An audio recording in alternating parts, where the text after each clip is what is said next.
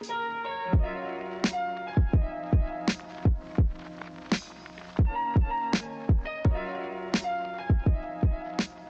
everyone, it's Caitlin and welcome to another video. And today I am coming at you with a quick and easy vegan recipe that is great for meal prep or a nice dinner. It all comes together in about 20 to 25 minutes, so it's perfect for a night or day when you want to eat something that's really yummy and delicious, but you don't want to put a lot of time into the kitchen. I'm also proud to say that this video is sponsored by Nasoya. I filmed a video in collaboration with them a few months ago where I showed you guys how to make a really yummy green curry with crispy tofu, and today we're actually going to be featuring their kimchi. So Nasoya just recently came out with 2 new kimchi products. They have a mild flavor and a spicy flavor, so everyone can enjoy it. And if you've never heard of kimchi before, it's kind of like an Asian sauerkraut. So it's traditionally Korean in nature, and the main ingredients are cabbage, but it's a different type of cabbage, Napa cabbage, which you'll actually see later in the video. And it's often fermented with other radishes and carrots and pepper paste, which gives it that really nice red color, which you can see here.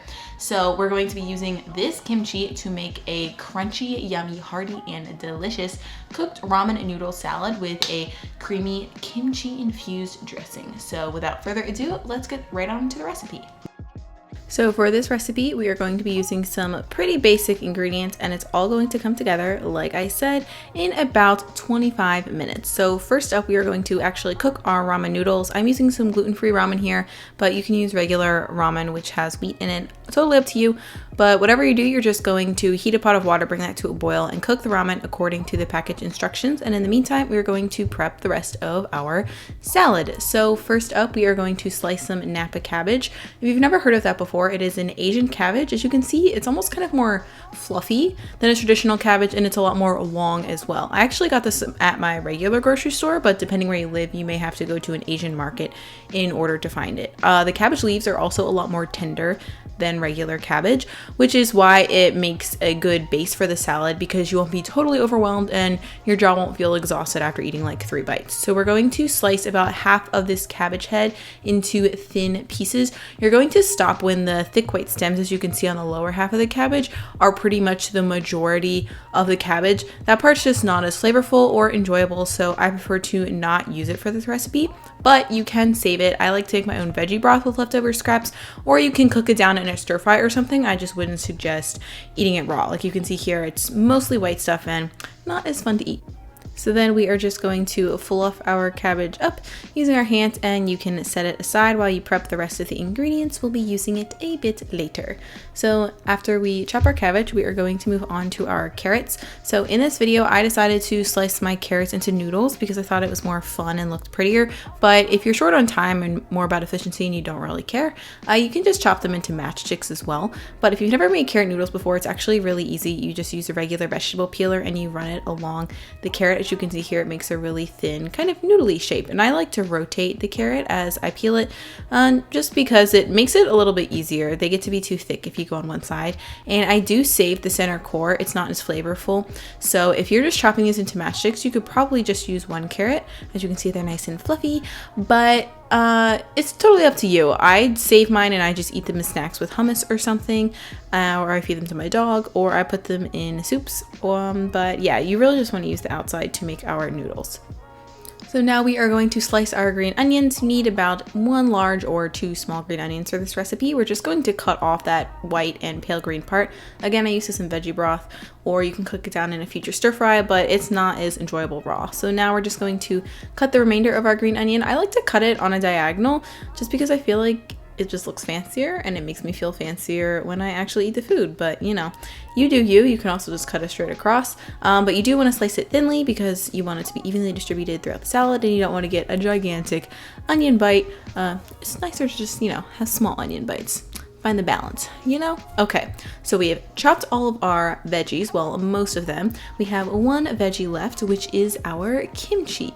And if you've never heard of kimchi before, it's actually a fermented vegetable. The main ingredient is Napa cabbage, which I just mentioned earlier, usually with some radish and carrot and some pepper sauce. It's kind of like a Korean sauerkraut, if you will. So today I'm going to be using Nasoya's kimchi. They have two varieties, both mild and spicy, which is really awesome. If you're sensitive to heat, you can just use the mild one. But if you like things with a little bit more kick, you can use the spicy. And they're both essentially the same. The spicy one just has some more pepper paste in it, which gives it that additional heat. But it's a great condiment on salads, as a side with dishes. And today it's going to give a lot of flavor and tanginess to our ramen noodle salad. So we are going to need about 1.5 cups of kimchi for this recipe. It does sound like a lot, but with all the other ingredients, it's pretty well balanced and it distributes pretty evenly throughout it. So I like to kind of divide my kimchi in half. This is totally optional. You can just roughly chop the whole thing if you'd like, but I like to get some really big pieces of kimchi as well as some really finely chopped pieces of kimchi. That way the flavor is more evenly incorporated throughout the recipe. So I take about half my kimchi and I just roughly chop it. So as you can see, I'm still getting some big chunks of cabbage in there. And then I take the second half and I just finely chop it with my knife, almost as if I was mincing garlic. I want it to be really, really finely chopped. Like I said, that way it just evenly distributes throughout the actual salad, just a little bit more. But yeah, you do you. So now that we have our kimchi chopped, we're pretty much ready to assemble our salad. So in a giant bowl, first we're going to whisk them marinade together, which is going to comprise of 2 cloves of minced garlic, as well as 2 tablespoons of tamari. I'm using low sodium tamari. And I'm also going to add a tablespoon of sesame oil. This gives a really nice, rich, and deep nutty flavor to the salad. It's very classic in several Asian dishes. If you don't want to use sesame oil, you can also replace it with 2 tablespoons of tahini, whatever you happen to have in your pantry. It'll work. So now we are just going to use a fork to briefly whisk all this together. It's going to be mixed anyways, but it's just nice to, you know, blend that oil and tamari just a little bit. And then now we're just going to add in the rest of our ingredients. So we're going to toss in that cabbage as well as our carrot and the kimchi, and then at this point your ramen noodles will definitely be cooked. You just want to drain them and then rinse them with cold water, so if you're still prepping the final ingredients, they won't stick together. So we're going to add that with all of our salad ingredients, and then we are just going to top it all off with some green onions. And you can mix in some with the toasted sesame seeds now, or just save them till the end. I actually prefer to mix about half of them in now, just so they're more evenly incorporated throughout the dish, but you'll see that in a second.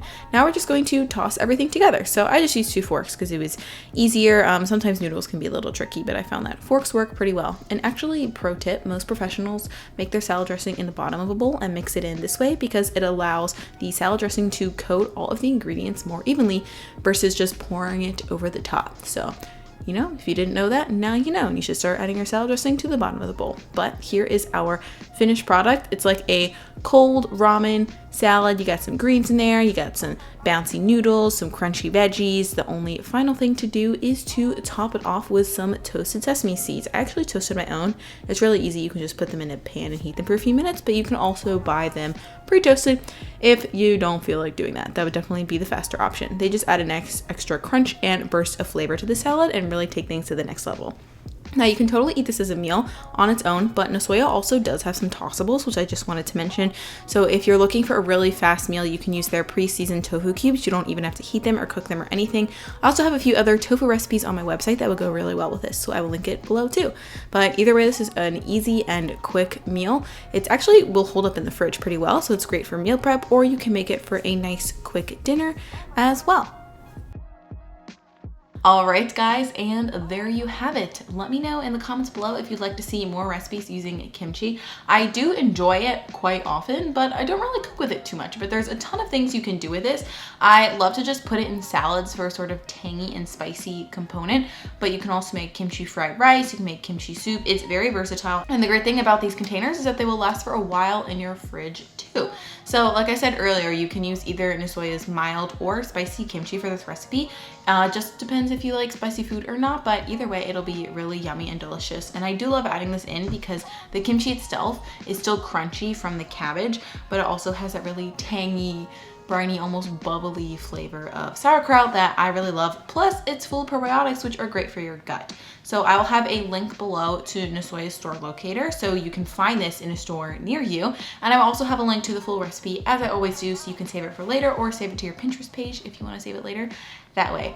If you like this video, go ahead and give it a thumbs up. I'm thinking of doing more quick and easy, like 20 to 30 minute recipes for you guys, because it seems to be something that you really like. But yeah, I think that's it. Hope you guys are having an awesome day and continue to have one, and I look forward to seeing you in the next video. Bye.